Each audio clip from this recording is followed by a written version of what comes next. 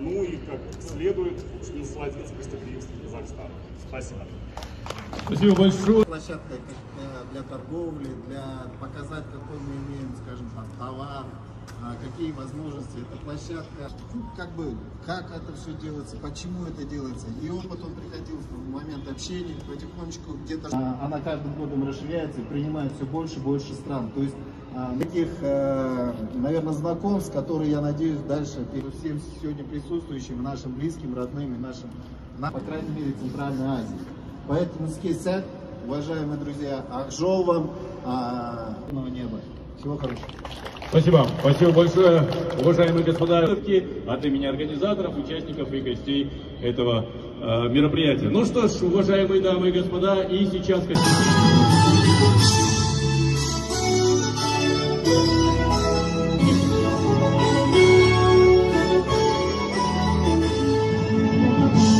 Казахстанская международная выставка мебель, интерьер, деревообработка 2023 официально объявляется открытой. Поздравляем!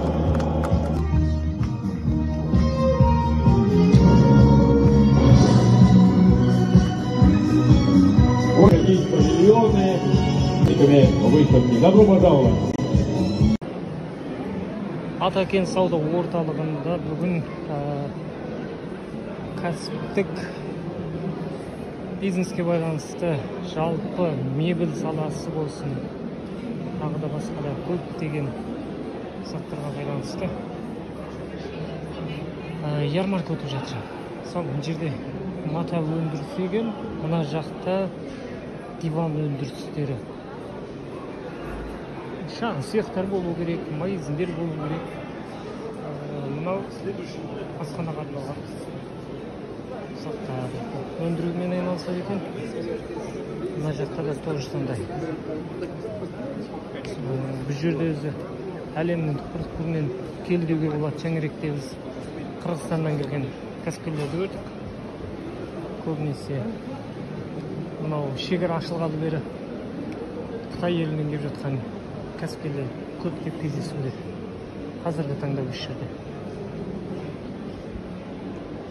Ал мына жерде сондай дивандар. Нақтылы қай елдің өнімдері екені белгісіз. Бірақ өте әдемі. Арнайы штатив қойып қойған. Мына жерде де сондай жалпы диванның қаңқасы қалай жасалатындығы жайлы. Мына жердегі диванда арнайы массажный заттар бар екен.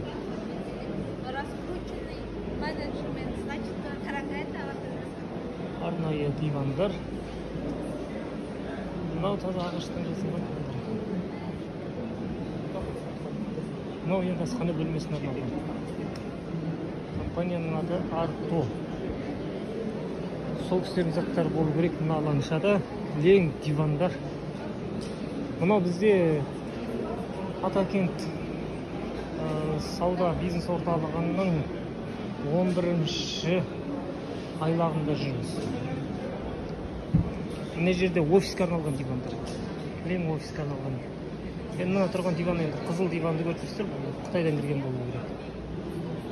Өйткені бізде Магнум деп қойған Технодом, тағы да басқа сауда орталықтарында тұратын еді ғой. Мына дивандардың сапасын өте жұмсақ.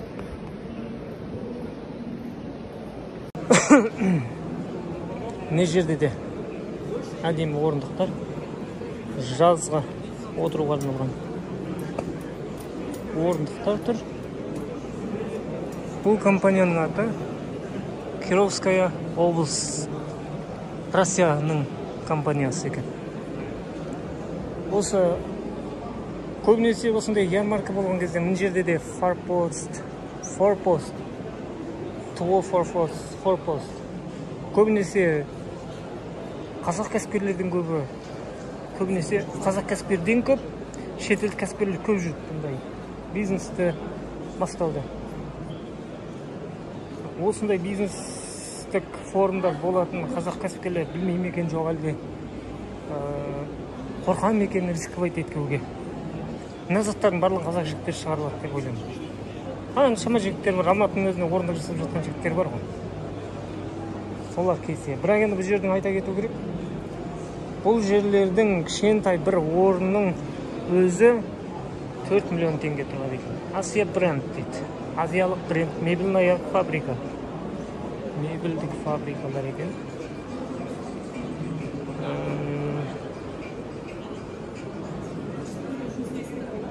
Мынау жатын бөлмеге арналған мебельдік заттар. Тоже сондай жатын бөлмеге арналған мебельдік заттар. Азия фабрика деп аталатын. Бұл енді басқа компания екен. Serenda Higgs Plus деген. Мен енді ағылшыншам қатты тұрған жоқ. Smart Planets Mega Smart деген фирма.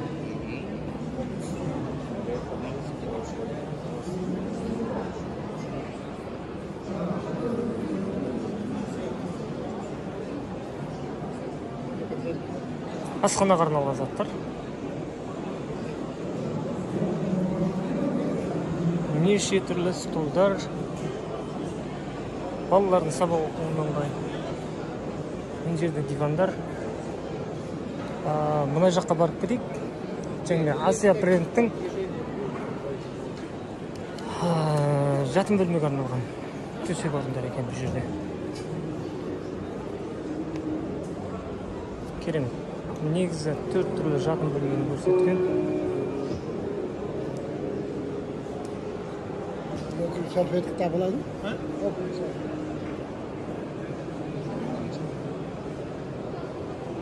Молодочно мебель дейді. Мынау да сондай жатын бөлмеге арналған кабинеттер екен. Бұны жаңа көріп кеттік. Жатын төсектер. Кран Оня. Асханаға айналған мебельдер екен. 1, 2, 3, 4, 5, 6, 7, 14 орындығымен мына жерде де жатын бөлмесі көрсетілген. Керемет. Мынау енді өздеріңіз көріп отырғандай шкафтар. Бұл фирманың аты Пинск Треф. Отырғанда Пинск ағаштары. Мебель из Беларуси. Белоруссия мемлекетінен.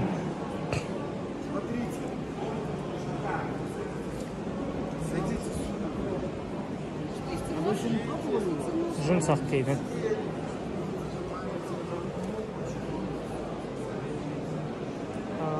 Біз қазір Россияның және де Белоруссияның мебельдерін көріп отырмыз. Эра деген маркамен берілген. Жатын бөлме.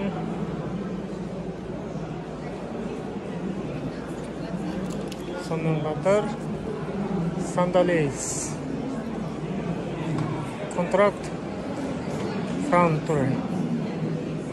Мынау бір ерекше орындық екен. Бұл фирманың негізгі өндірісі орындық. Тасмақта қойылған секілді. Әртүрлі объемда. Әдем пейзаж қойылған. Мадде ин Реалпус деген фирма. Не жерде де сондай. Комикс М модерн. Өзбекстан Мадде. Өзбекстан мемлекетінің мебельдері. Керемет жасаған өзбек ағайындар. Ортасына өздерінің ұлттық оюларын жүргізген екен. Мынау да тоже самое Өзбекстан. Ихлос дейді. Ихлос мебель орталығы. класс мебель орталығы.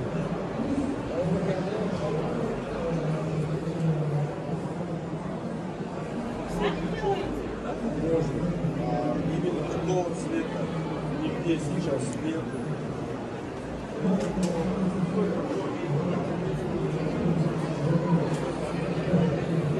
Assalamu alaykum. Firmini brendler mi? Firmini brendler болып жатыр ма? Блогер едім YouTube каналынан. Өзбекстан мемлекетінен, иә? Өзбекстан. Өздеріңіз өндіресіздер. Керемет. Қандай ерекшелік бар? Не артықшылығы бар? Тауардың, мебельдің. Nimalar bor deysiz? Қандай өзгешелігі бар? Мысалы, Қазақстанда басқа Россияның мебельдерінен немесімен артық? O'zimiz ishlab chiqaramiz. Біріншіден, Hop, ikkinchidan kачествоsi bo'yicha konkurensiya qila olamiz. Привозный misol uchun nima? Rossiyaniki bormi, Turkiyaniki bormi, Resnik, Qozog'istonmi, O'zbekistonmi hammasini konkurensiya qila olamiz. Kачествоsi bo'yicha, narxi bo'yicha. narxi bo'yicha arzon bo'ladi. Narxi bo'yicha ham, kачествоsi bo'yicha konkurensiya qila olamiz. Производство жеткізіп беру Қазақстанға бар ма? Бар. Доставкалар бар. Dodver bor уже. Qancha kunda kelyapti bu yerga? Endi har xil, misol uchun zakazga qarab turib, tanlagan modeliga qarab turib, sroklarni aytamiz. 25 kundan o'sha 2 oygacha, misol uchun zakazga qarab turib, klient so'ragan modelga qarab turib srokni aytamiz. Жақсы. Саудаларыңыз болсын. Рахмат. Assalomu alaykum. Mana жақта Grand Mix деген тоже мебель компаниясы Grand Mix деген. Мына жерде Kim Mebel дейді. Мебель лидер Белоруссия. Белоруссия мемлекеттерінің мебельдері келіп жатыр екен. Мебель Импес. Бұл 10-шы емес, 11-шы мына жерде чай ішіп кетуіне болады. Бүкіл кәсіпкерлер келіп, түскі уақытта 11-ші павильон, яғни алаңқайда кілең жасалған дайым мебельдерді көрсетілуде. Мына мебельдің асты, яғни диван. Диван емес, төсек, 2 адамдық төсектің асты. Жүк салуға өте ыңғайлы екен. Мына жақта да сондай төсектер алып тастырылған. Фирманың аты айтылып кетті Grand Mebel. Енді мына жақта не бар екен? Мына жақта көрейік. HMM.kz. О, Қазақстандық. Первый гипермаркет мебель. Қазақстандық мебель. Еліміздің өндірген. 284.403 товар өндіріп шығарған екен ассортиментімен. 100 Lane деген фирма. Бұл істерінде мебельдер тамаша, керемет. Не жерде әртүрлі мебельдердің ағаштары. Мағас бөлмесі. Кателая. Тамаша. Мына бір ерекше жаңалық.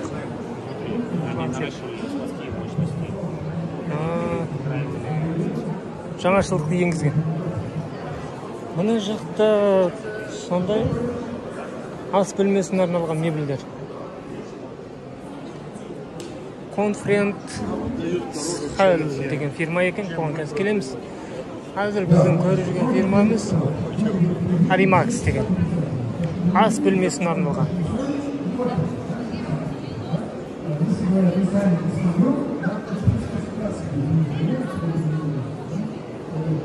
Мына жерде конференция залы дейді. Конференция залы. Бұл жерге кәсіпкерлер өздерінің кәсібіне байланысты конференциялар жүргізіп отыр. Лениос мебель, жолбарыс, Ануар дейді. Анур дейді. Мына жерде мебельге байланысты тұтқалар, есіктер. Идеал, столы. Вата мебель.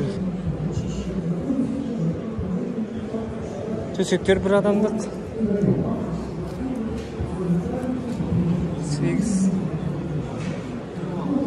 Шай ішуге арналған. Керемет. Мына жақта да стол мен орындық. Топ Стар деген компаниянікі. Ал асханаға арналған. Столовая, асхана, гостиница. Жатын бөлме асханаларға арналған мебель заттарды өндіретін фирма екен. Мына жақта да сондай. Кеттік. Мына жерде жаңа кіріп кеткенбіз. Балаларға арналған мебель жоқ деген деп ойлап отырғандарыңыз болса міне. Балаларға арналған керемет мебельдер бар. Мынау екі бөлім, екі қабаттан тұратын балаларға арналған мебельдер екен. Мынаның ерекшелігі неде? Мынаның асты үстінде балалар жатады екен. Асты сонда кабина болып отыр ғой. Здравствуйте. Вниз кабинет, да? Почти. Вы здесь? Я мобилограф и ютубер. Ютубер? Да. Это просто кабина, да? Вниз или что? Нет, там внутри кровати это гардероб находится. Гардеробка находится. Вы какой компания? Где? Мы здесь в Алмате. Алматы, да? Местная компания. Да. Все, что здесь вы видите, это сделано здесь. Вот это полностью стоит? Сколько стоит? Цены будут завтра. Цены будут завтра? Да. Только для детей? Нет, почему? Любую мебель. Кухни, все. То есть, кроме окон, это двери, лестницы, плинтуса, все можно. Да, все полностью. А что это? Это стол детский. Стол детский. Вот, красивый. Спасибо. Удачи. Орысшамыздың жеті ойыншыдан мынау керемет. Екі балаға арналған астың жағы арнайы. Қазір қыстырып алайын. Бір минут. Астың жағы балаларға арналған шкаф. Заттарды балалардың киім-кешектерін сақпай болады. Есігі әдемі екен. Бұл жерде сатпайды екен. Бұл жерде тек бүгінше көргізбеге қойылып отыр. Ертең таңертең бағалары шығады дейді. Әлде бұйырса үлгересіздер. Мен мүмкіндігінше бүгін YouTube каналға жүктеуге тырысамын. Ары қарайғысын өздеріңіз келіп бағаларына келісіп кетесіздер. Ол үлкен ассортименті бар. Шалпы.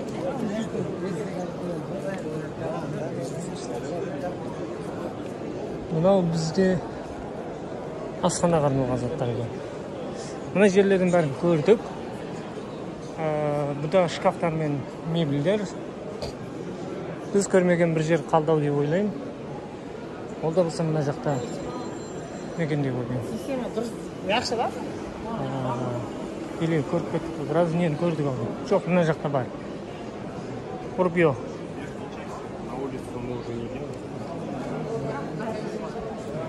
Адамдардың көруіне себепкер болсам, мен үшін өте қуаныш, өйткені адамдардың барлығын Алматыға келіп көріп бар, көрмейтіндер бар. Байса, әр қазақ байсын. Кәсіпкер болғысы келіп жүрген жігіттер бар. Міне жер біз қазір 10-шы залға өттік. 10-шы залда да тура сондай. Қазіргі таңда мебельдер. Бұл мебельдердің ерекшелігі темірде. Барлығы темірде не сіздерде? Бұл кәсіпкерлердің, бизнесмендердің жаңағы заттарын распировка жасауына арналған ғой, складқа қойылатын, е? Склад. Мынау? Инструментальный тележка. Источник. Тағы? Мынауыңыз? Для ноутбук салатын тележка. Ноутбук салатын. Мектептерге арналғанға өтеді екен. IT компанияларға.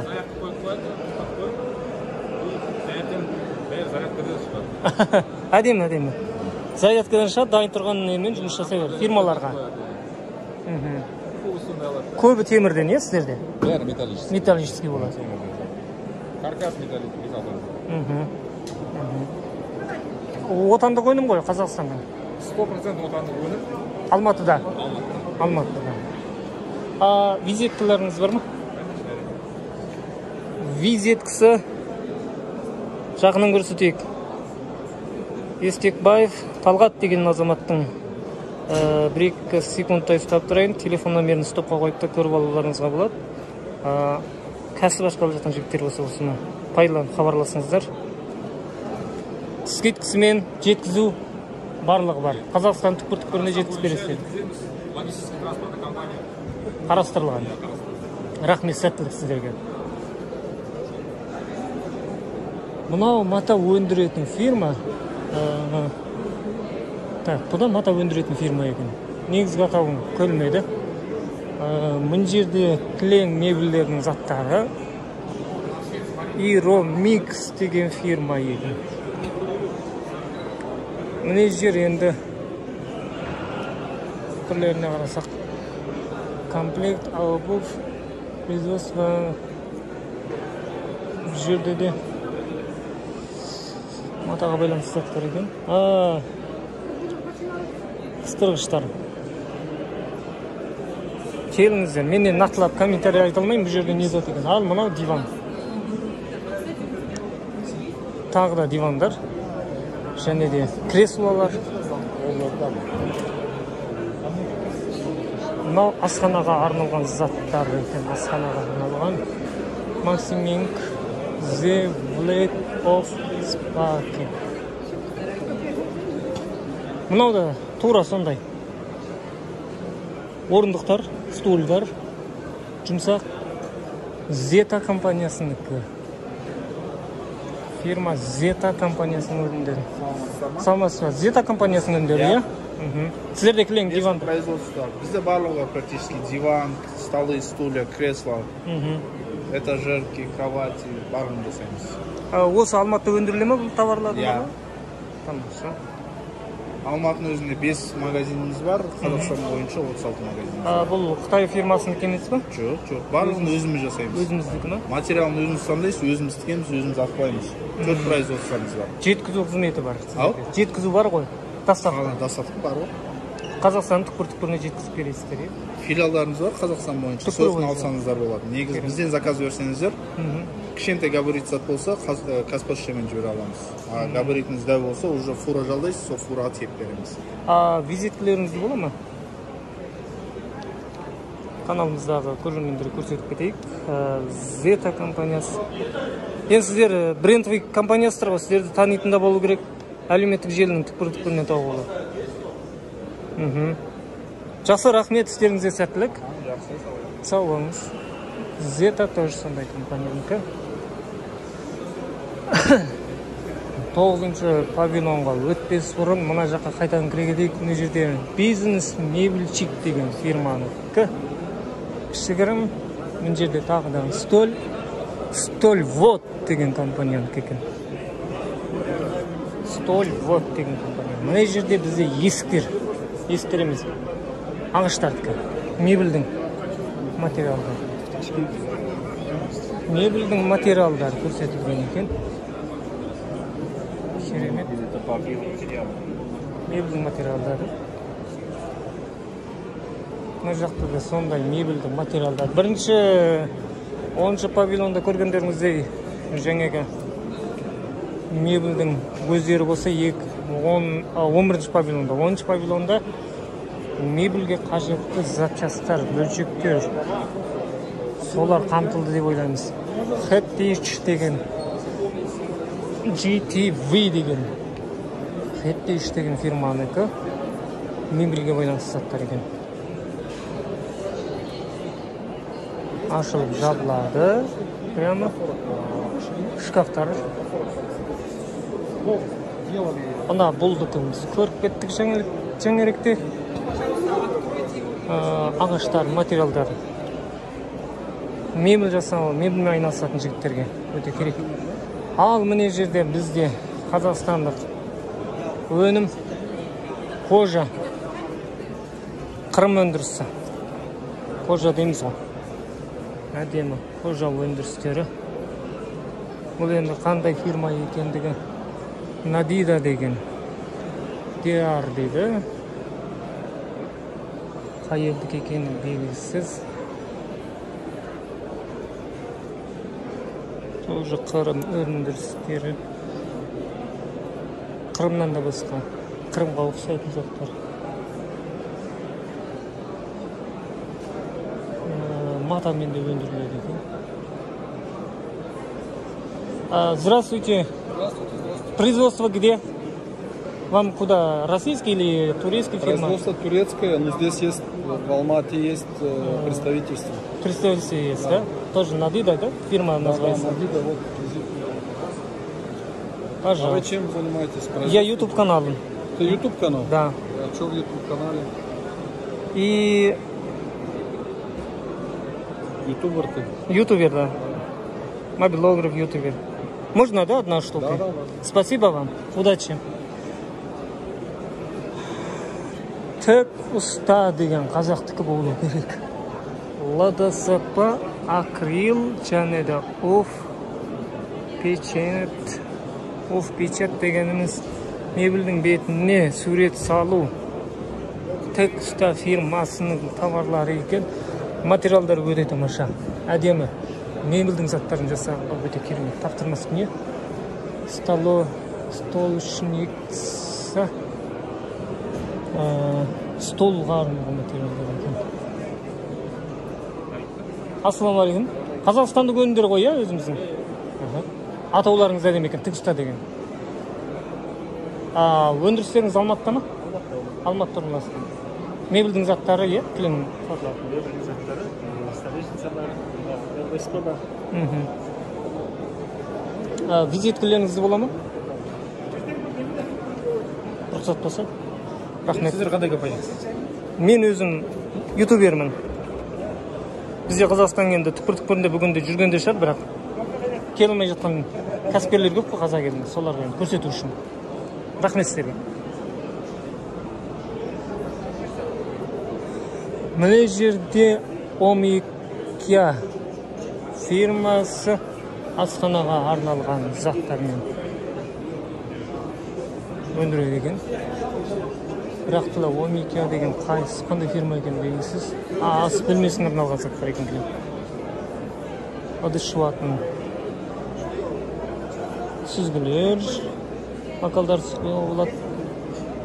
Су тесіктері ағып кетеді, арнайы бөлек. Саламатсыздар. Добрый день. Сейчас мы находимся на выставке. Название выставки. Давайте. Саламатсыз ба? Ас бөлмесіне арналған заттар, иә? Ас бөлмесіне арналған. ас бөлмесі. Ыдыс жууға арналған. Фирма қазақстандық? Японский. Міне қызық, японский компанияға да кездесіп отырмыз. Қандай ерекшелігі бар? 15-20 жыл гарантия. 15-20 жыл гарантия? Не керек? Нержавейка бізде 15 жыл гарантия. Чірмеуіне байланысты, татпаспауына байланысты 15 жыл гарантия. Әртүрлі болады, әртүрлі модель, размер, цвет. Дайын өнімді әкеп сатасыздар ма, жоқ әлде сіздер өздеріңіз өндіресіздер ме? Дайын нәрсені. Тек өлшемін берсе ғана болды. Бұл мировой бренд, біз официальный делаемыз. Керемет. Мен Қазақстан бойынша официальный дилерсіздер. СНГ бойынша. Орта Азия бойынша официальный дилер Омикер деген компания. Мына тұрған көк және күлгін заттар нелер? Тамақ қалдықтарын перерабатывать етіп, канализация жүреді. Иә. Үйіңізде, ас бөлмесінде ешқандай иіс болмайды. Бұны сонда канализацияға қоя ма, жоқ әлде мойканың астына қойып қояды? Дұрыс, таза суды жібереді дейді, асқан асты мусорға салу арқылы шығарып кетуге болады, иә? Керемет дүниелер. Адрестеріңізді қайдан табуға? Жеке адамдар сатып алды ма, жоқ әлде фирмадан ғана ма? Алматыда бар адресіміз, Жібек жолы торговыйдан. Жібек жолы торговыйдан. Ал құрметті көрермендер, Жібек жолы торговыйданда мына номерге хабарласу арқылы, осы адреске келу арқылы мына японский фирманың таза өнімін ала аласыздар. Және де гарантия 15 жыл деп отыр чірмеуіне. Мына затты енді Қазақстанда әліңге шекім қолданатын шығар, бірақ байлардың үйінде болмаса, қарапайым кедейлердің үйінде жоқ. Бағасын айта аласыз ба, жасым болмаса? 125 мың теңгеден басталады. Бір алып қойсаңыздар көпке жетеді, 125 мың теңгеге мүмкіндік болған жағдайда. Ал мыналарға қанша жыл гарантия? Өйткені мына семьяда 5 жыл гарантия. Сынбай. Барақолкада болсын, қайда болсын, аласыздар 5 мың 10 қаласыздар, 2-3 күннен кейін сынып жатады. Мысалы, менің өз үйімде сондай. 1 жыл, 2 жылдан кейін аспай қалады. Мынау бағасы қанша енді? Бағасын айтып жіберсеңіз. 240 мың теңгелік смеситель деп айтамыз, иә? Ыдыс жуатын құрылғы. Бұл сонда екеуі парымен жүретін дүние ме? Бөлек сатылады ма? Ыстық су, жылы суға арналған, иә? Фильтрованный су. Фильтрованный су ма? Фильтр болса, фильтрді астына қояды. Мынау рычаг. Фильтрованный суды болса, тыңдады. Мынау жостық су. Салқын су. Міне қызық. 240 мың теңгелік бағады. Бірақ сапалы дүние 5 жыл шегін гарантиясымен. Рахмет, сіздерге табыс тілейміз. Так, ары қарай кеттік. Қазірге шегім Россияның компаниясын көріп келе жатырмыз. Мебель заттарын сататын. Және де школа мебель, мектепке арналған мебель заттарын сататын компания бар екен. Школа мебель дейді. Школа мебельде курс по мебель делаю дейді. Адемес. Оны мен түсінбедім, мен түсіне керек. Міне жерде бізде мебельге арналған ламинанттар екен. Здравствуйте. А у вас какой компания, куда именно? Химей. Китайская компания, да? Что это для чего? Что? Пленка ПВХ. Пленка, да? Да. Пленка для мебель. Пленка мебель арналған. Да. Где можно находить, купить? В Китае. Только из Китая отправить. А на Казахстан нету? Нет. Как можно покупать простой люди? Не из Китая. Только на Китае? Да. Alibaba или Taobao какой-то фирма можно, да, покупать или нет? Не, мы не продаем маленькие количества, мы продаем 10 метров. Мына фирманың айтуына қарағанда тек қана үлкен кәсіппен жұмыс жасайтын азаматтарға үлкен количествода ғана сатылады екен. Кішігірім сатылмайды. Спасибо. Мына жерде не заттар? Маталар.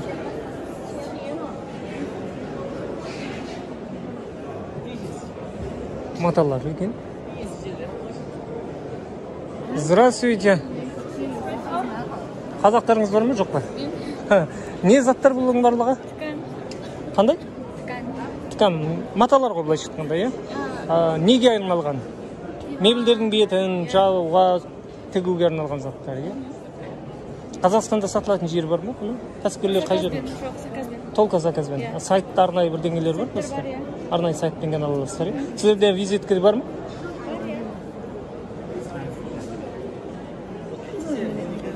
Фирманың аты қандай? Эверин, иә? Эверин компаниясы мебельмен айналысатын азаматтардың мебельдің бетін қаптауға, дивандардың бетін қаптауға арналған маталарды сатады. Качествосы қандай, сапасы? Гарантия беріле ме бұған? Әр түрлі реңдегілер шығады, е? Жақсы, рахмет. Рахмет саудаларыңыз сәтілді. Мына жақта да ПВХ Кромканың фирмасы. Мұнда да тура сондай екі фирма бір жерге тұрып алған секілді. Мына жерді көріп кеттік. Кеттік, мына жақты көрсеттік, я. Көрсеткен екенбіз ғой. Біраз визитті жинадық. Мына жақта да мебельге арналған қырларына, мебельдің бұл бізде российский компания болған. Мына жерде Tomirati.kz Takani дейді. Тоже Қазақстанның өзінің төл өндірісіндегі фирма еген. Мебельдің беттерін алған маталарды кетін. Сататын. Мына жерде Ауина деген.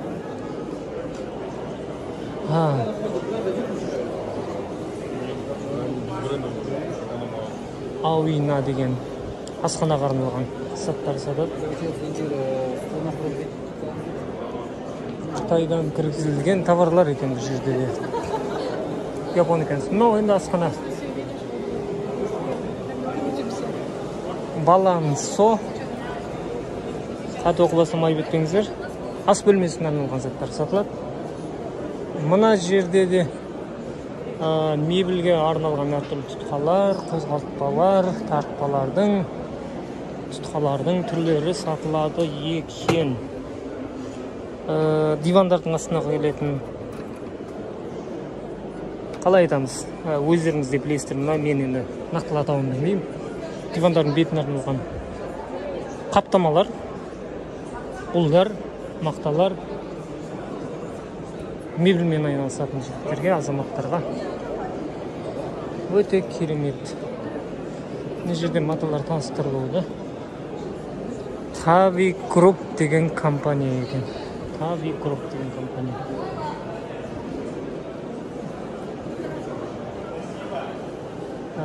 Jiangsu Jifuling тоже Қытай компаниясы.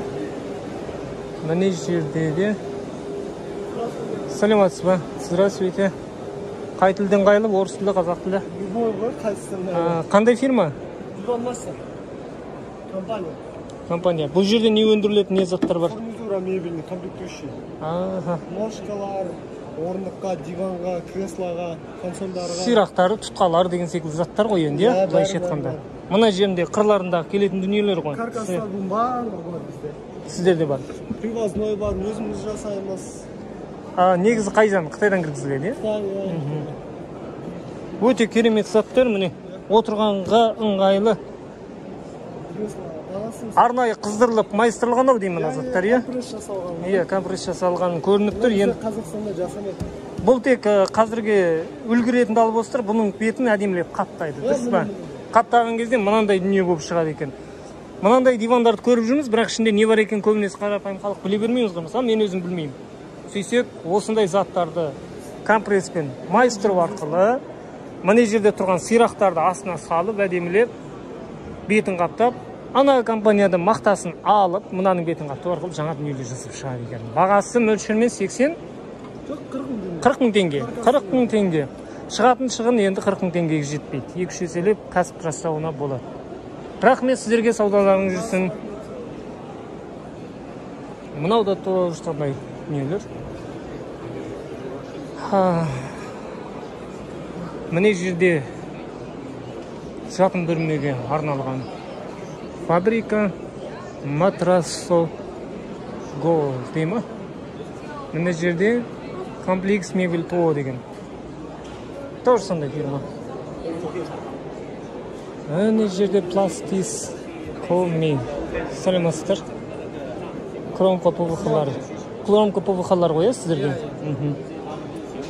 Мына жерде де жаңыректі айтып өткенімізде екінші зал, яғни 10-шы зал кілең мебельге байланысты запчастарды таныстырылады. Бұл жерде фирмалар келіп, кәсіпкерлер келіп, сол фирмаларға телефон номерлерін қалдыру арқылы өздерінің заттарын өндіреді.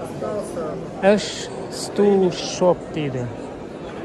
Мына жерде де сондай мебельдің беттерін арналған заттар. Мына жерде баяғы мебельдің бетін алған заттар екен. Мына жерде де керемет. Мына жерде бір ерекшелік. Мебельдің бетін арналған жұқа жапсырмалары бар. Әлем Снег деген фирма. Әлем Снег. Қазақстан. Кухня, мойка, аксессуарный, совместительный. Туо ТК Доступ дейді. Доступ дегеніне қарағанда. Саламатсыздар. Қай елдің өндірісі? Қытайдың өндірісі ме?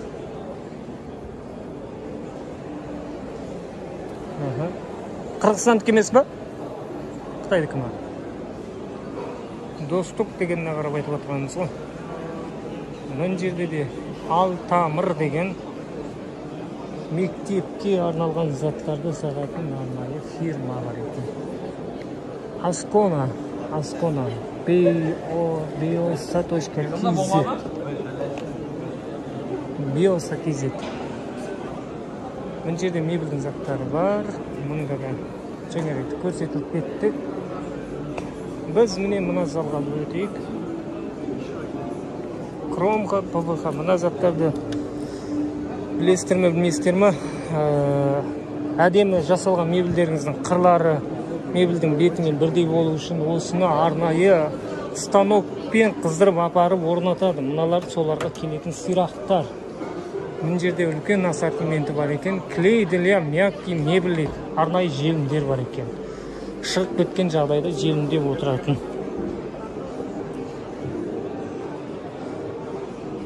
Енді бұл жерде де фирманың аты Glodeco деген фирманың атауы бар екен.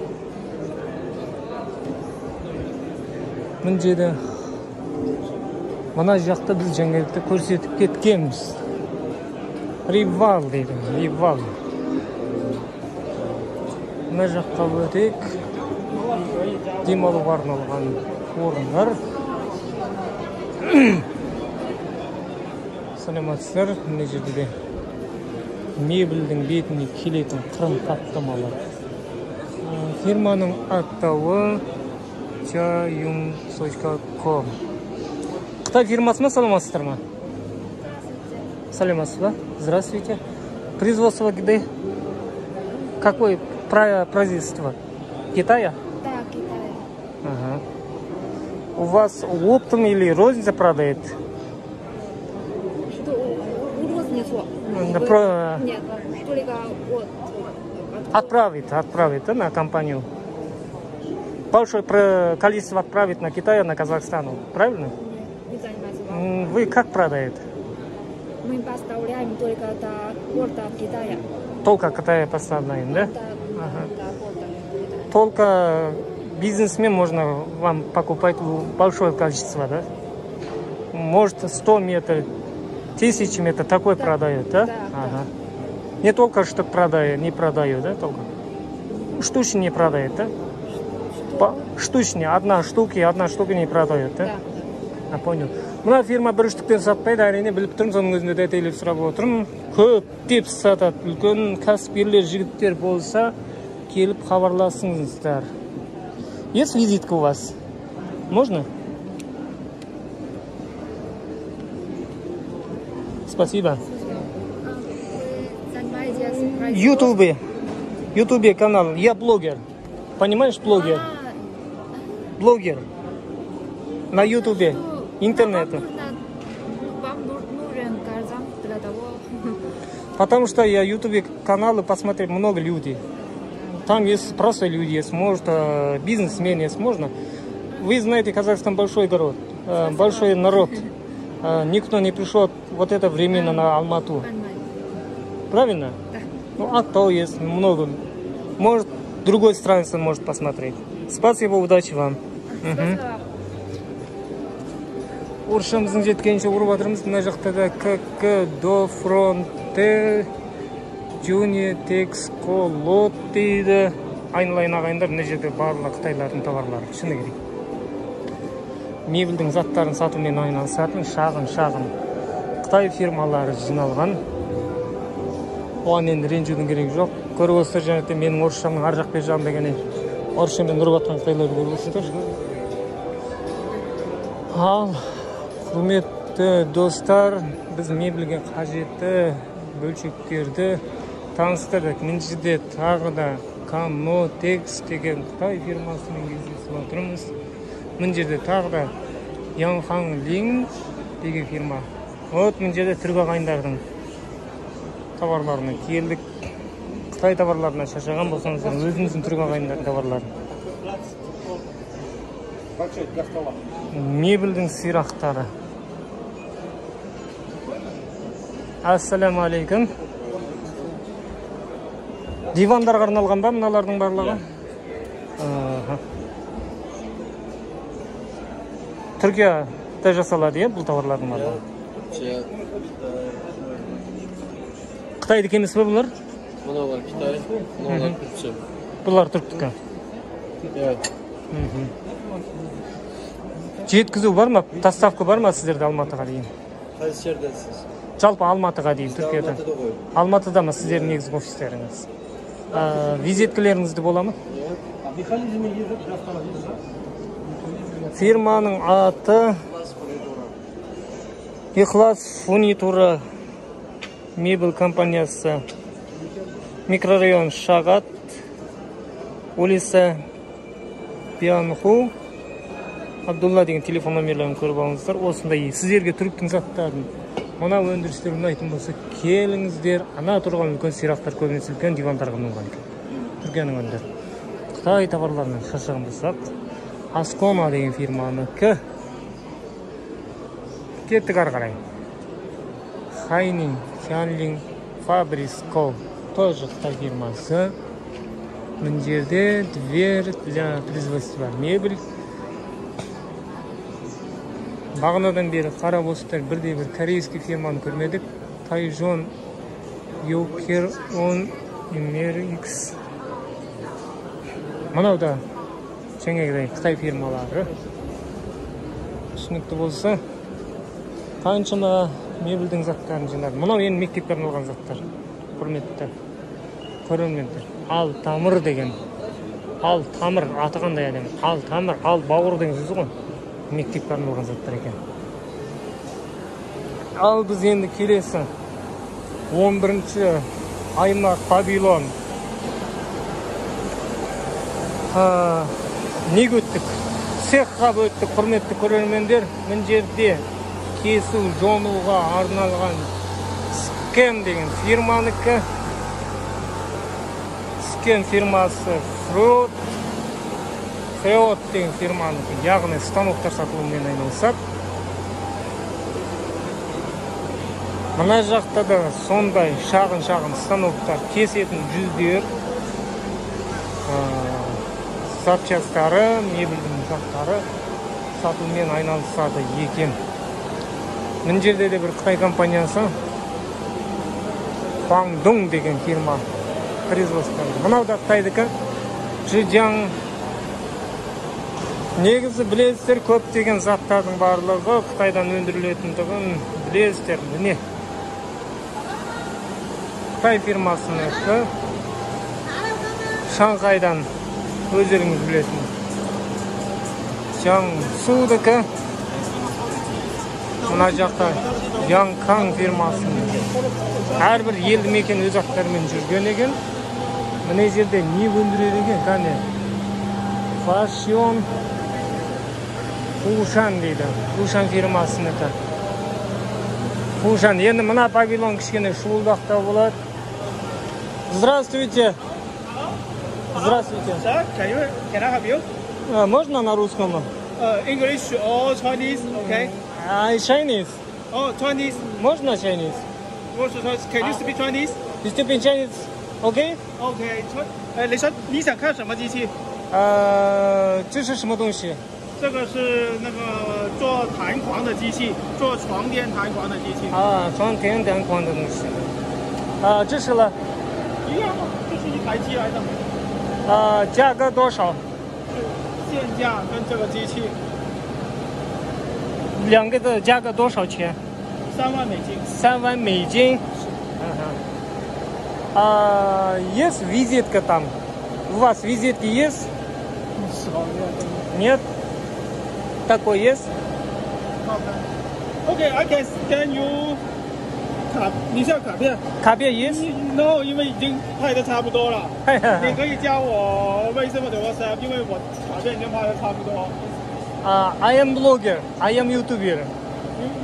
YouTuber. I am blogger. 你是那个 YouTube 的？我是 YouTube 的，是给我们这个哈萨克斯坦国家全国每个地方人看的。我给你看一下这个。有什么书吗？这个开着龙。给我一个可以吗？可以。谢谢了。不用。Құрметті ағайын, мынау бізде көріп отырсыздар, диванның арнайы темірлерін, жұмсақ темірлерін өндіретін цех станок. бағасын сіздерге артынан айтып кететін боламын. Мен жерде мақта өндірісі жүн түтуімен. Жоқ, бұл жерде жүн түтуімен айналыспайды. Мына станок көбінесе бағана біз көрген кромканың шетін жапсыратын станок екен. Мынау енді ағаштарды кесетін шифу деген атаумен аталып жүретін. Енді бұл әрбір фирма Қытайдан кіргендіктің әркім өзінің атауын қоса береді ғой. Біз қазір ана бұрышқа барамыз, бірінші міне жерден көрейік. Құрметті мебелші ағайындар, қарайтын болсаңыздар, мына жерде неше түрлі мебелді кесетін тістер көрсетілген екен. Сантай Прексион деген фирманыкі. Визиткасы. Здравствуйте. Бұлардың тілін білсек те сөйлемес. Неше түрлі тістер бар екен. Арнайы неше түрлі тістер орнатылған, тесуге бұрғылауға арналған. Так, бұл жерде Қытай фирмасының өзінің жекелей визиткасы. Есть на русском? Орысшасы бар ма, саламатсыз ба? Орысшасы? Иә.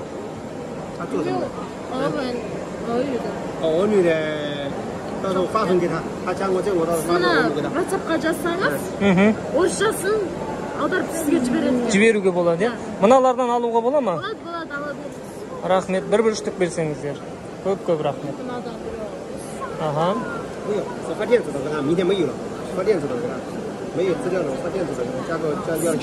ала беріңіз. Жақсы, рахмет. Рахмет. Сіздерде Алматыда офисі бар ма осының? Фирмаларыңыздың офисі бар ма Алматыда? Сатып алуға бола ма, мебелчіктер келіп? Жоқ, Қытайдан заказ береді. Сіздерге тек қана Қытайдан заказ береді, е? Мынандай бөлшектер сатасыздар қазіргі таңда. Тістерін, шегелерін кесіп. Бөлшектер емес. Ана нөмерге хабарласасыздар сонымен. Сіз қандай алам дейсіздер? Үлкен аласыз ба? Көп аласыз ба? Аз-аздан аласыз ба деген. Сондай алсаңыздар, немен әкеп береді. Дастарханмен жеткізіп бересіздер, е? Қазақ олысы не алады? Сіздерде көбінесе мына осы заттар ғой көбінесе сатылатындар. Мебельге байланысты, жиһаздарға байланысты. Станоктардың тістері сатылады. Бізде YouTube канал, сондықтан рахмет сіздерге, істеріңізге сәттілік. Мына жақта да мебель заттар екен. Екінші жаққа кеттік. Бұл жақта да мебель заттар сатылып жатыр. Енді мына 11-ші павильонда көбінесе станоктар. Мынаны еріккеден жинап жүрген жоқпын, құрметті ағайын. Маған тіркеліп, YouTube каналыма тіркеліп, көп жақсы комментарий жазған әрбір кәсіпкермін деген азаматтарға осы заттарды жиналғанша сіздерге жекелеріңізге жіберетін боламын. Сол кәсіпкерге келе алмаған алыс тұрғындарға подарок ретінде беріп жіберетін боламын. Мына тұрған барша қағаздарды жинау жатқан визиткалар. Мынандай компресстік станоктар бар. Қазір енді мен бұл жерден байқағаным бүкіл жерде жаңегідей мына затты білесіздер, мебельдің қырын бір-біріне жапсыруға арналған. Мына жерде бір ерекше ағаштарды оюға, қиюға арналған станоктар бар екен. Бұл BNG деген әйелдің фирмасы. Белгісіз бұл жерге кіріп YouTube каналымен шұғылданып жүрген мен секілдімін үйген түске дейін бұл жерде. Тек қана жай блогерлер жүрген жоқ. Жай ғана видео түсірушілер жүрген. Мына станоктың ішін көріңіздер. Барлығы басынан аяқ автоматтандырылған. Тағы да бірдей бағадағы станоктар. Алдында көрген пленкаларыңыз бар ғой, соларды осы станок арқылы ана жаққа апарып өткізеді. Мына фирманыкі де ана фирманыкімен бірдей. Тек жасап сатып жатқандар Россияның фирмасы, бірлескен фирмалар. Мына жерде де Қытай фирмасы тағы да заттарды сатуда Ятай деген фирма өзі. Запчастында сатады екен бұл фирма, станоктарында сатады екен. Хобби Карлон Пресс Тол Со дейді. Мебельдің заттарын, станоктардың бастарын сатады екен бұл жерде. Мына фирмада кілең, бұрғы, қырғыш, дрель-прелдер сатады екен. Мына жақта мебельдің бетіне ою салатын шағын-шағын станоктар бар. Керемет. Мына жақта да станоктар бірдей. Барлық станоктар бірдей. Құрастырылған. Ортадағы станокқа өтіп көрейік. Бұл жақтағы станоктар да бірдей құрастырылған. Тақтайлардың бетін жұқартуға арналған станок деп айтамыз ба қалай? Сондай болу керек. Міне жерде де бірдей дүниелер. Сол мебельдің шетіне қыр салатын, кесетін, оятын. Мына станок үлкенімен ойып кесіп арналған жақтар. Тура сондай станок мына жақта да тұр.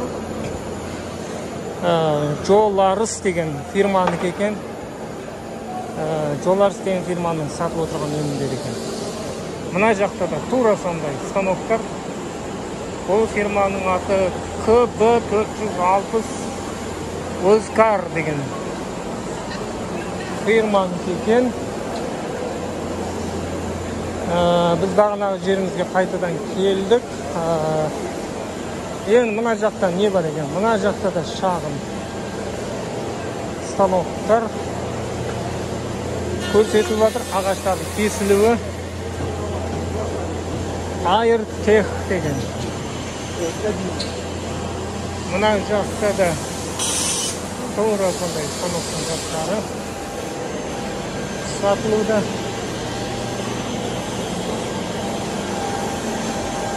Фирманың атауы қандай екен жерде?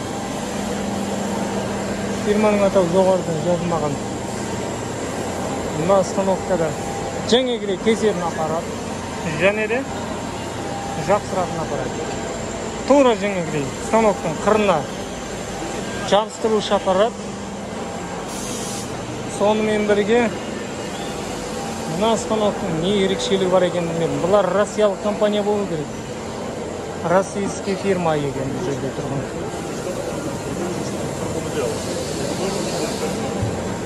Кесіп, жонып, қиып, мебельдерін әртүрлі заттарын өндіреді. Мынау енді бізге аты қандай? Дельтатехник деген фирма екен. Российский фирма болу керек. Тоже сондай жақсырады. Саламатсыз ба? Қандай фирма? Не станок мыналар? Это сверлильно-присадочный станок. Для производства мебели. Ну, шкафы, полки делают, получается. Вот такой вот есть. Вот это уже продан. Вот такой вот на 21 шпиндель есть. Для двери, да? А? Для двери, да? Нет. Вам что нужно делать? Станок для чего нужен? Нет, я не продаю. Я просто блогер. Я хочу, в принципе, смотрю. Что это? Это сверлильно-присадочный станок для производства мебели. То есть полки, чтобы делать шкафы, то есть и так далее. Вот. Именно вот он сверлит, получается, пластик, торец, чтобы собирать, получается, вот шкафы, например, полки. Это специализированный станок для этого предназначен. Производство Италия, станок на 21 шпиндель. Производство Италия? Италия, да. Вот это тоже Италия? Это тоже Италия, да. Это на 23 шпинделя станок с микрометрическими упорами, немножко другой модификации. Этот станок уже продан сегодня. Сегодня продан.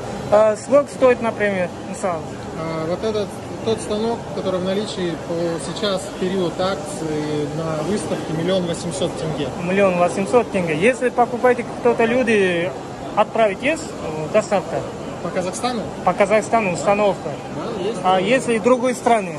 Другую страну куда, например? Кыргызстан, Узбекистан какой-то? Кыргызстан, Узбекистан, пока опыта как такового не было, но мы обычно говорим, что до границы мы отправляем.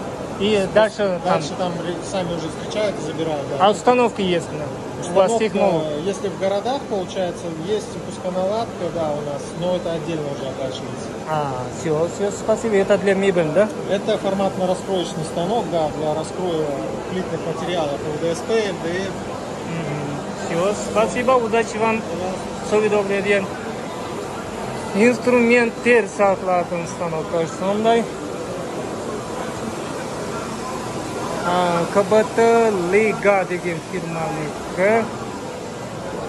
Қазір ортада бір фирмаға келеміз. Көпөттөн лейка. Бұлар да осындай генә заттар екен. Енді мінде саламатсыздар, ассаламу алейкум. ЗР Пакистан республикасында ағаштарға арналған мебельдер сатылады. Саламатсыздар ма? Кромка ПВХ.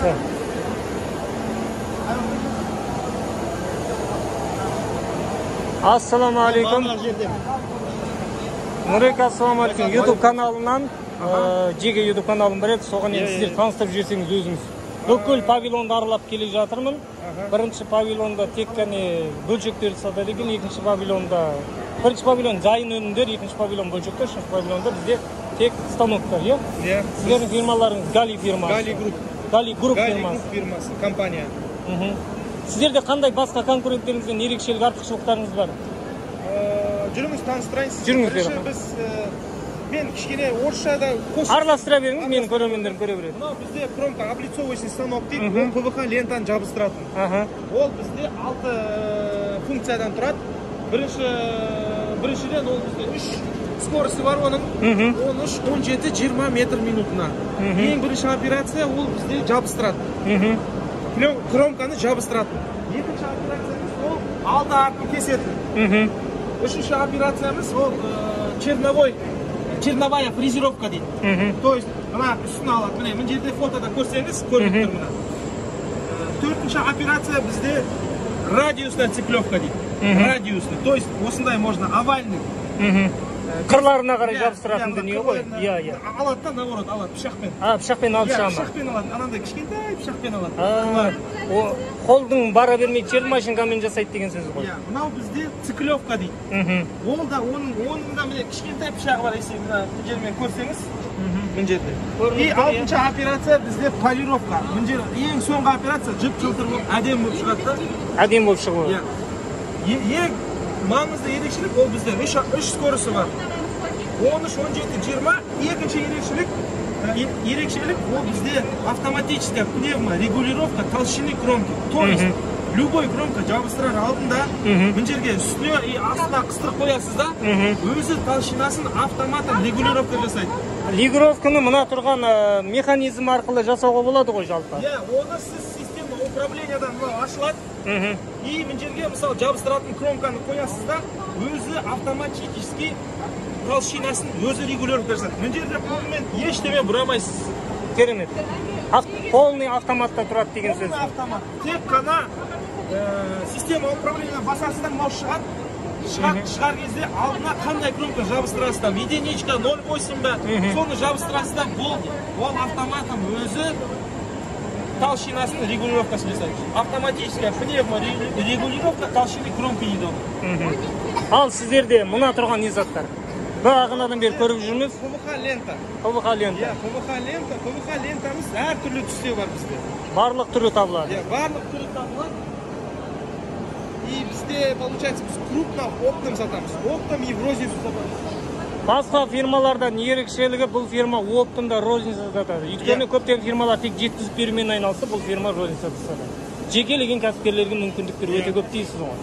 Тағы да? Также біз любой қалада ма, неде қала дейсіз ба, район дейсіз ба, любой компания біздің кромканы сата алады да, тоже. Сатып алып, сіздердің? Келіп, дилерство алып, мен мысалы там Западта, Югта ма, мысалы қай жақта сатам десе, пожалуйста, келіп, бізден алып, сата берсін. Өз жеріндегі мебельшіктерге өз сата беріне бар. Ал мына жақта не орналасқан? Мына жақта бізде айнек кесетін станок. Айнек кесетін станок. 3 в 1 дейді оны. То есть, мына жерде айнек пакет тұрады, пакет. Пакеттен келетті, бір айнаны айнек алады, хоп, өзіне қояды. Өзіне қойып, мына кеседі. Ана тұрған станок? Ана тұрған мына несі кесетті. Өлшемін кесіп? Кесіп, еще сындыра алады өзі.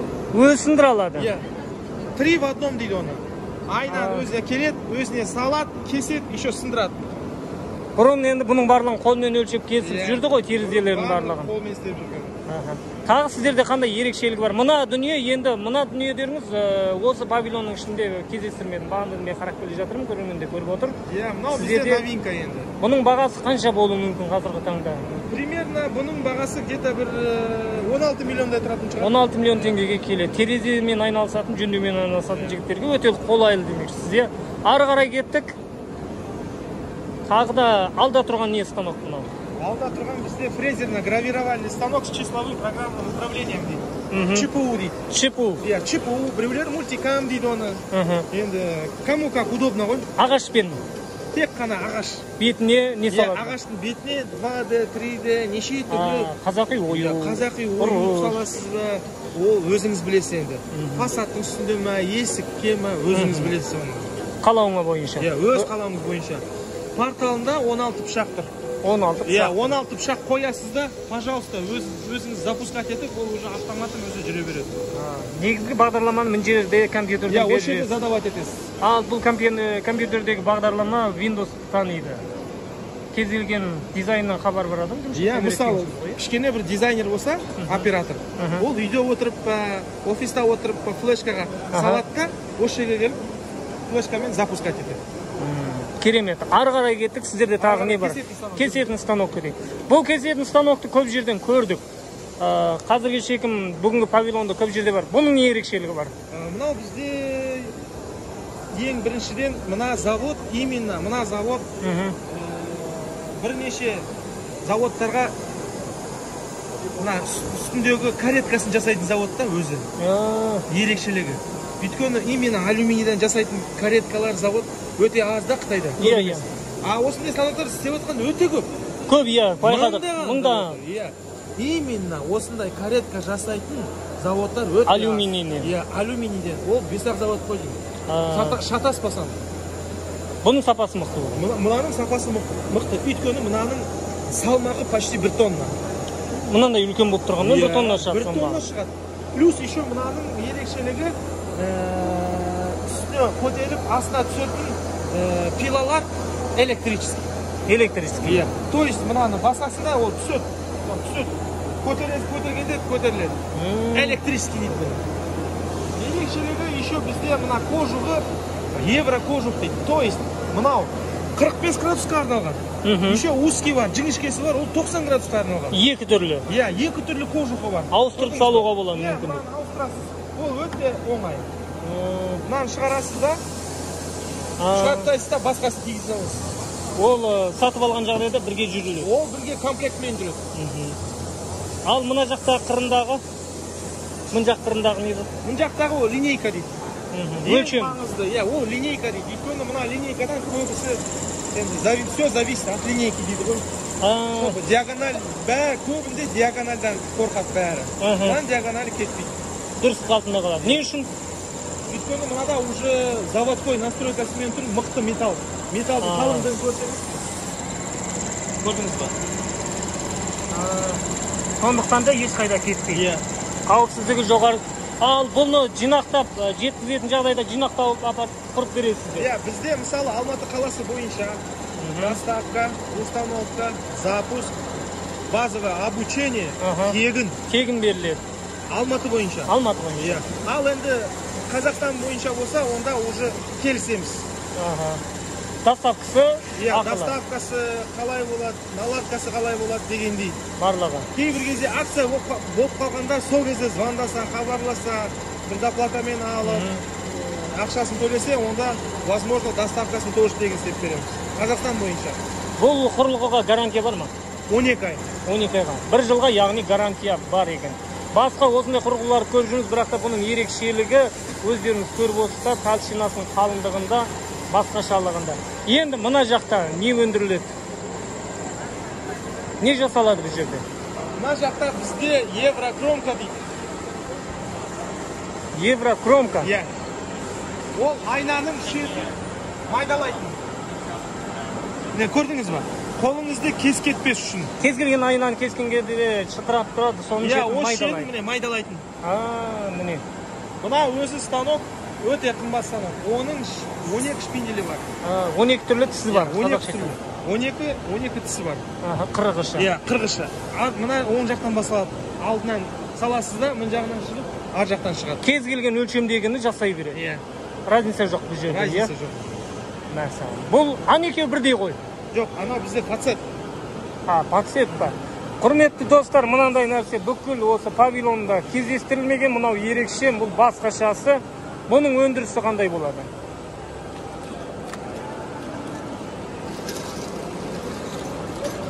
Гали Круп компаниясының жаңадан өнімдері, яғни станоктарды тек қана пайдаланып қалмай. Қараңыз. Мысалы, жүріңіз, қай жерге? Не жер су болады екен? Мұның төбесіне қоя берейік, иә? Мысалы, пацет дейміз ғой ана станок. Иә. Осындай әдемі айналарды, әйнектерді дейсіз бе? Иә. Мына шетін былай майдалайтын. Под градусом дейді ғой. Қандай әдемі. Даже осындай кішкентай ғана 1,5 сантиметрлі айна болсын, әйнек болсын, айна болсын, майдалайды. Әдемілеп қырын жасап сыртын мебельмен көмкеруге болады екен. В основном бәрінде қазіргі кезде, по-моему, 8 ба, 10 ба, білмеймін енді, старый станоктарда. Мынау енді жаңа станок қой, мынау 1,5 ғана санти, көрдіңіз. Құрметті көрермен, қараңыздар, мынандай кішкентай дүниенің өзін жасап шығу деген мүмкін емес нәрсе, бірақ мұны не жасайды, әлеміне технология жасай алады екен. Адам қолымен жасау үшін біраз нерв керек қой бұған. Ал бұл станоктар қалай жұмыс жасайды? Программасы бола ма, арнайы жоқ әлде қалай жұмыс жасайды? Жоқ, оны біз бәрін настройкасын істеп береміз ғой. Істеп бересіздер. Бағасы қанша? 2 станок бөлек-бөлек сатылады ма әлде? Иә, 2 станок бөлек-бөлек сатылады. В основном 2 станокты бірге алады да. Көбінесе? Иә, көбінесе станоктарды бірге алады. Бағасы қанша енді сіздер? Бағасы примерно еврокромка где-то $41,000 и пацет $51,000 примерно. Жалпы $100,000 таяу ақша кетеді екен. Тағы сіздерде қарап тұрсам басқалардың ерекшеліктері көп. Тағы қандай станоктарыңыз бар? Өзгеше. Мына жақтан бастай берейік. Осы жақтан бастайық жоқ? Иә.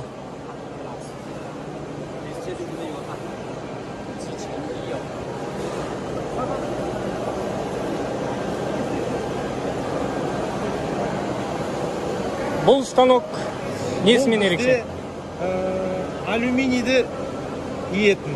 Алюминий диетін. Иә. Мына тұрған темір емес алюминий ғой. Иә, мына тұрған бізде алюминий. Мысалы, ана көкке қарасаңыз, ана жерде көрдіңіз бе? Неше түрлі әдемі шырақтар тұр. Бетінде әйнек қой деймін, иә? Ортасында әйнек, шетінде осындай алюминий. Алюминий. Ортасына кәдімгі лед шырақты қоя салған. Иә. Енді соның қалпын жасау керек. Соны осы станок, мысалы, осы жерде ровный мына детальді салсаңыз, мына деталь өзі иетті. Қалаған формаңызды. Қалаған формаңызды. Ал мынау?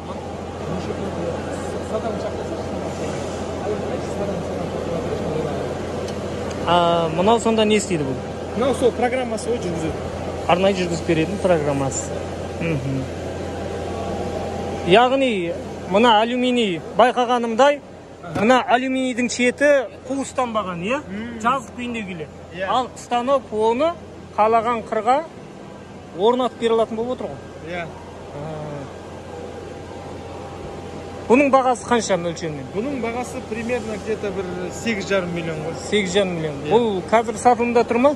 Иә, бүгін сатылды біреу. Бұл тағы да запаста бар сізде? Иә, запаста бар бұйырса, иә. Жеткізіп беру, орнап беру жаңағы айтылғандай болады, иә? Алматы қаласы бойынша тегін. Жеткізіп беру, наладка, настройка, запуск бәрі тегін. Ал басқа қалаға болса, онда келісеміз. Бір байқағанымдай, бұл өндіріс Қазақстанға жаңадан келіп жатқан секілді. Өйткені осының дейін біз көрмедік. Көрсек те шетелден кіргенін ғана көрдік, иә, өндіріс ретінде. Бұны енді Қазақстанның кез келген кәсіпкер өз жөндеп орнатылады. Бұл төбеге орнатыла ма, жоқ әлде үйге айна ретінде қоюға болады ма? Айна, дейсіз ба, любой жерге. Мебельшіктермен бірге жүргенге өте қолайлы. Ал ары қарай кетсек, мүмкіндік болса, мынау тоже сондай қиындылары, иә? Неше түрлі ма? Овальный істейсіз ба, ромб істейсіз ба? Міне, біздің бас менеджеріміз Садам, ана станок туралы айтып кетсеңіз бір-екі сөз. Түсіндіре кетсеңіз, мына жақ көтеміз ба? Мына жақ көтеміз ба? Бастан бастау керек. Мына жағы бізде система управления, иә? Ассалаумағалейкум, менің есімім Садам. бұл станок 3 түрлі профильдарды кіргізуге болады. Одан да көп қазір өзінде 3 түрлі дайын. 18, 28, 40. Ол не мынау профильдің қалыңдығы. Узоры мында тұрған. Бұл комплектіде 3 түрлі бар бізде, өзінде станокпен бірге.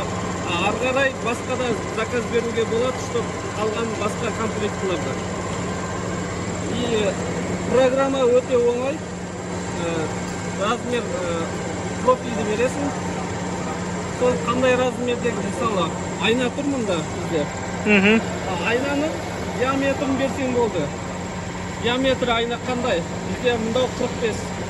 45-ті бересің. Сосын саған ұзындығын шығарып береді. Сосын ары қарай сақтау батырмасын басасың. Сақтайсың. Старт. Болды. Настройкада қатты ештеңе жоқ. Қиындығы жоқ. Міне уже станок жүріп жатыр, е? Станок жүріп жатыр қазір. Станок қолын жүргіземіз ба? Жоқ, бұлай пока. Болды, көрінсе болды. Станок кіреді. Бұнда келеді датчик бар. Датчикке қосылғаннан кейін уже көтереді. Ары қарай градус ұстайды мына қазір. Градус ұстайды, айландырады.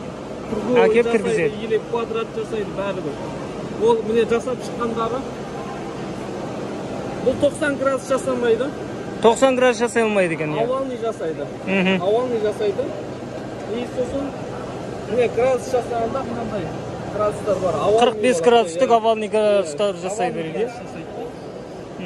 Қандай өлшемде жасайсың, қандай дизайн, оны өзің білесің.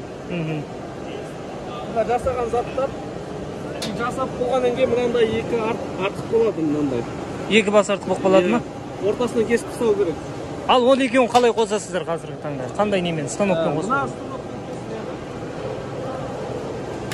Құрметті көрермендер, мынандай арнайы станок беріледі екен. Астында распильный станок бар, пиласы. Пила осылай шығады. Артқа қарай кетеді. Мынау дайын шаблон, круговой. Шаблон түсіріп алыңыз. Круговой шаблон. Егер мына басқа шаблон керек болса, мына столды алып тастайсың, MDF-ті қоясың, чипумен любой квадратный шаблон өзін жасап ала бересің. Проблема жоқ бұдан, шаблоннан. Түсінікті. Керемет дүние екен. Сосын кесесің, ақырын шығады, кесіп тастайды, болды, артқа қайтады. Мына станоктан шыққан дайын өнімді мына жаққа кеп кесетін болады. Және де профильдердің цветтері әртүрлі.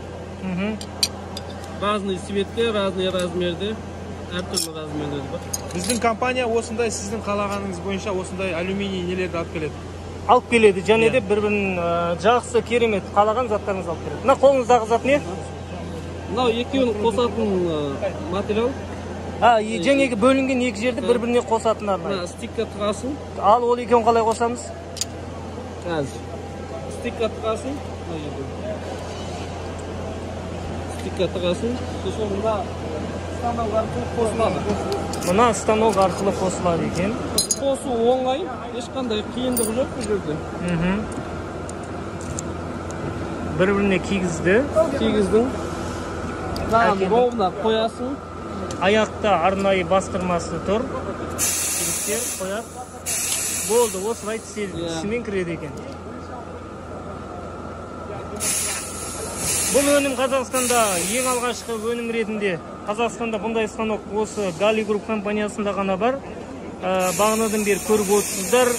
Басқа фирмаларда бұндай станок әлі көрсетпедік, өйткені қойылмаған. Бұл жаңағы Қытайдың өзінде енді шығып жатқан. Міне бұл Қытайдың өзінде, Қытайлардың өзінде енді өндіріске кіріп жатқан жаңа технология. Құрметті кәсіпкерлер осы затты пайдалану арқылы жаңа кәсіптің көзін ашуға болады. Жалпы бағасы қанша бұның? Қазір выставкада 9 миллион. Егер алам десеңіз 9 миллион емес, осы 3 күнде 8 миллионға алып кетуге болады. 8 миллионға мына тұрған қыстырғышымен, кесу аппаратымен, және де мына жөндеу аппаратымен қосылғанда 8 миллион теңгеге алып кетуге болады екен. Керемет. Рахмет сіздерге. Сервис Астана, Алматы екі жерде бар. Қалған қалаларға барамыз. Қалған офисimiz Алматы, Астана екі жерде бар. Алматы, Астана екі жерде бар. Рахмет сіздерге. Келесі қай жаққа барып көрсетіп аласыздар, тағы қандай ерекшеліктеріңіз бар? Мынау бізде Рем компаниясынікі, тура сондай станоктар орнатылған екен. Міне жерде үлкен бір оборудование тұр. Саламатсыздар, бұл жерде не зат бар? Бұл жерде бізде судың өте үлкен давлениемен, қысымен кесетін станогымыз айтқан. Чипқа ұқсап қалады. Тек сумен кеседі, және арнайы порошокпен. Бұл жерде гранатовый песок дейді. Бұл гранатовый песок альдамин деген арнайы асыл тастың жасалады. Бұл порошок өте ұсақ. Прям ұсағыңызды сезмейді даже. Яғни судың қысымымен порошок арқылы тастарды кеседі деген. Тастарды кеседі. Мынау керіксілер кескен кезде металдарды лазермен кесесілер. Лазермен кеседі. Ал мынау судың қысыммен кеседі. Судың қысыммен кеседі. Лазердің айырмашылығы бұл жерде. Мынау қалыңдыққа кеседі. Қалыңдыққа кеседі. Қалыңдыққа кеседі. Мына жерде 2 мм ғой. Бұл 4 сантиметрге дейін кеседі. 4 сантиметрге дейін кеседі. Мынандай 4 сантиметр металда спокойно кеседі. Тек қана металл кесе ма бұл? Металған емес. Керамика кеседі, әйнек кеседі, алюминий кеседі, мраморды кеседі. Андай қалың тас бар ғой. Тастан жасалатын істейдер ғой. 4 сантиметрлік, 3 сантиметрлік. Соларды да кеседі. Соларды да кеседі. Оларды да кеседі. Керемет. Ал бұл қалай жұмыс жасайды жалпы? Ал сіздердің мына кесілген заттарыңыздың өнімдері бар ма? Өнімдері бар. Міне қараңыз. Мынау жаңадан ғана кесілді. 2 мм-лік. Мынау детализацияға детализацияның бәрін жақсы шығарады. Құрметті көрерменде әрбір қыры, бұрылысы, бұрышы айдағырдың басын шегін келген. Ал мына жердегі бәйтеректің суреті әйнектен жасалған екен. Ұсақ түйек заттарды жасалған. Виликті көрдіңіздер ма? Мына виликтен де басқа нәрсені салып жасай беруге болады. Әйнек кескен кезде ол жақ жақсы обработка сияқты шығады. Көрдіңіз бе? Менің даже қолымда кеспейді. Қолды кеспейді, жан-жағын қырда және мысалы алмазбен кессеңізде сіздер қолдарыңыз тілі өтеді. Алмазбен кескенде ұштар қалып қалады демекші. Ұштар қалып қалып. Уже дайын келген. Мынау кафель. Мынау кафель, көрдіңіз бе? Кафельден жылқы кесіп қойған. Кафель сынып қалсаң сынады. Кесіп қалсаң сынып та кетеді. Мынау қараңыз қалай көрдіңіз бе детализациясын.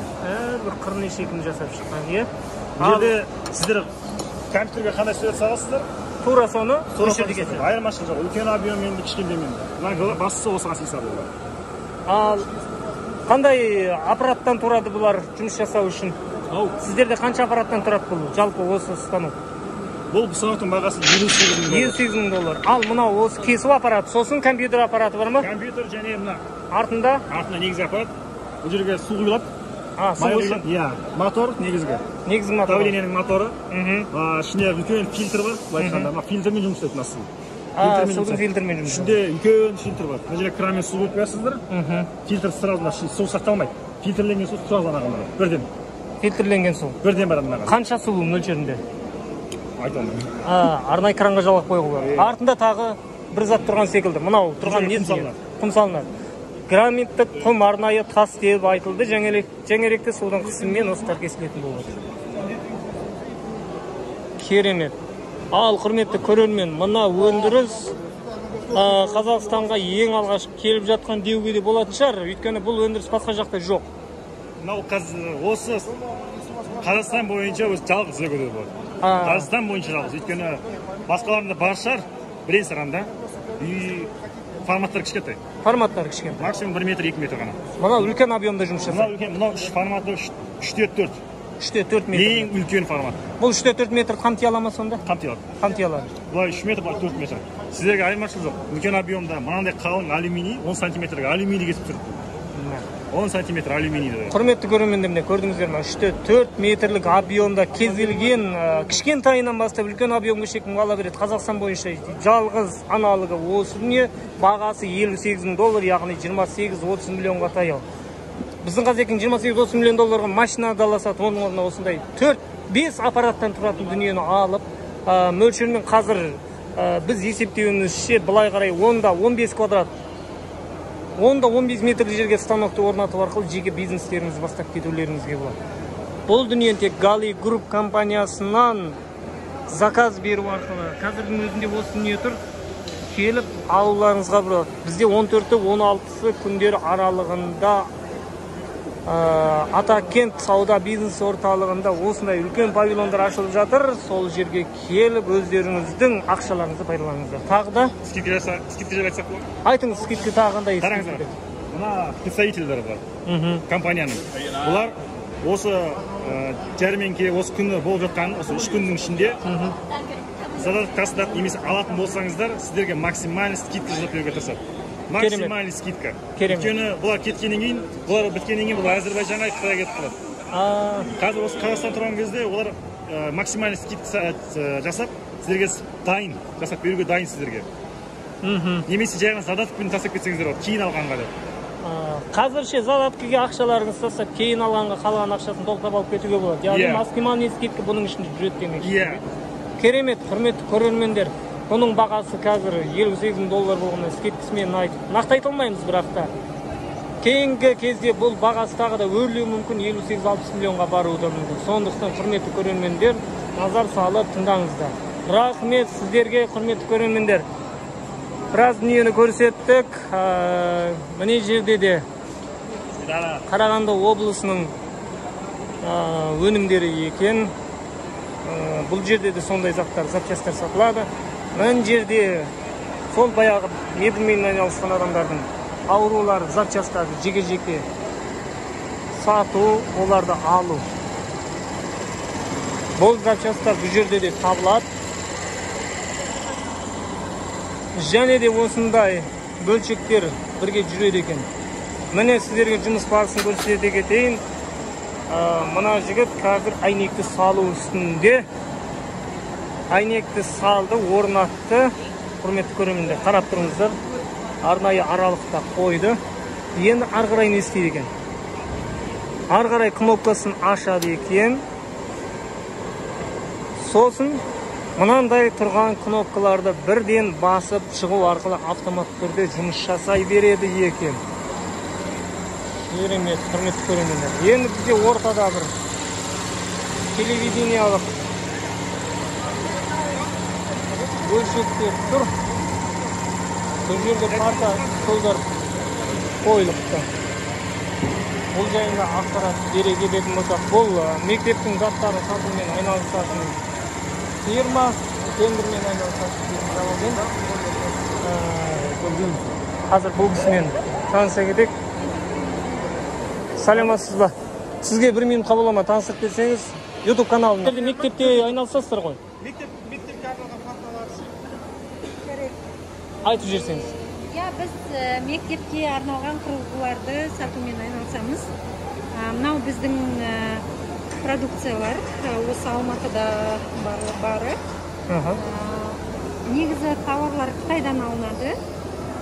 Сапасын жоғары қылып алуға тырысамыз. Мынандай 2 орындық қазір көрсеткіштерде алып жатқан 2 орындық парталар. Bir kompleksin 2 орындық болады, мынау сияқты тағы да бір парта болады. Сосын бір кісілік бір орындық парталар. Бұлардың бір ерекшелігі, бұның биіктігі өзгереді. Мысалы, баланың қай класста оқығанына байланысты, мынаны төмен түсіріп, мына жерінде шұрықтары болады, ішкі жағында. Немесе төмен түсіріп, өскен сайын қарай жоғарылатып қоюға болады. Яғни бір парта арқылы бір бала сол партамен 11 сыныпты бітіріп кетеді деген сөз ғой. Бірінші класстан 11 классқа. 11 классқа дейін. Сіздерде тағы да көргенім бойынша, құрметті көрермендер, YouTube каналға, құрметті көрермендер, YouTube каналға тағы да алдында түсірген видеолар жібереміз. Арнайы орындықтар қозғалмалы түрде балалардың шалғалап демалып отыруына ыңғайлы парталар бар екен бұл жерде. Ал телевизорларыңыз 25 диагоналды, бағасы қанша, қандай ерекшелігі бар? Телевизор емес, интерактивный. Интерактив тақта екен бұл. Панель деп аталады. Панель деп аталады. Интерактивный панель. Бұлар әртүрлі диагоналда болады. Мына тұрған диагональ 75 дюйм. Бұның бағасы 880 қазіргі уақытта. Бұдан төмен 65 дюймдігі бар, оның бағасы 700 мыңдай. Сосын 86 дюйм 1.280 мың. Керемет. Құрметті ұстаздар қауымы, мектеп директорлері, назарларыңызға, құлақтарыңызға алтын сырға, жаңадан жабдықталып жатқан мектептерге басқа да заттар іздемекші болсаңыздар, осы фирманың заттарын алуға тырысыңыздар. Қандай компания дедіңіз? ACM холдинг компаниясы. ACM холдинг компаниясы. Мен визиткасын экранға шығаратын болам. Мына жерде ол кісілер өздері көрсетпекші болып жатыр екен. Мінекей. ACM холдинг компаниясы. Не телефон. Нақтылап сіздерге түсіп жіберетін боламын. Рахмет, құрметті көрермендер. Рахмет сізге. Істеріңіз сәтті өтсін. Құрметті көрермендер, 1 сағат, 1,5 сағат бойы аузымыз жалмай қақсап отырып сөйлеп, барлық 14-16 күні павильонда болатын барлық заттарды таныстырып шықтық. Әрбір деталға қарадық. Бұл жерде ескертетін нәрсе адамдардың түрін, әсіресе сөйлескен адамдардың түрін алмауға тырыстық, өйткені ол адамның өзінің жеке құқығы. Тек қана біздің көрсетпекші болғанымыз заттар болғандықтан, бөлшектер болғандықтан, оларға біз қатты назар аудармадық. Ал әрбір нәрсенің өзіндік құны болады. Көріп отырсыздар, фирмалар әртүрлі кәсіп бастайын деп жүрген. Қазір Қазақстан Республикасында көптеген жеңілдіктер жасап жатыр кәсіпкерлерге арнап. Соларды пайдаланып, жеке кәсібін жасағым келеді деген кісілер болса, кәсіпкерлер болса, жастар болса, келіңіздер. Мына павильон бүгін 14 күні аяқталып жатыр. 15-16 күні 2 күнге павильон ашық болады. Келіңіздер, көріңіздер, бағасына келісіңіздер. Осы күндер аралығында кейбір заттарға скидкалар жүруі мүмкін. Әрбір фирма өзінің шамасына қарай, қалтасына қарай, әркімнің өзінің ырқына қарай салып отырады, скидкасын жасап отырады. Сондықтан құрметті көрермендер, құрметті менің YouTube каналымда тіркелушілер, келіңіздер, тарқатыңыздар, осы YouTube каналының сілтемесін алып, өзіңіздің кәсіпкер достарыңызға, туыстарыңызға, жамағайындарыңызға, ауылыңыздың шаттарына болсын, баршасына таратыңыздар. Кесін, әрбір қазақ бай болсын, әрбір қазақ бай болсын деп айтамыз, бірақ нақты бір істеу керек. Менің қазірше қолымнан келгені осы болды.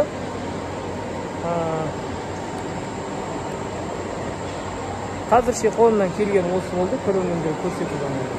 Сондықтан маған енді қатты бір өкпе, сөгіс айта көрмеңіздер, әркімнің өз еркіндігі. Келесі арнада тағы да бір түсірілімде кездескенше сау саламатта болыңыздар.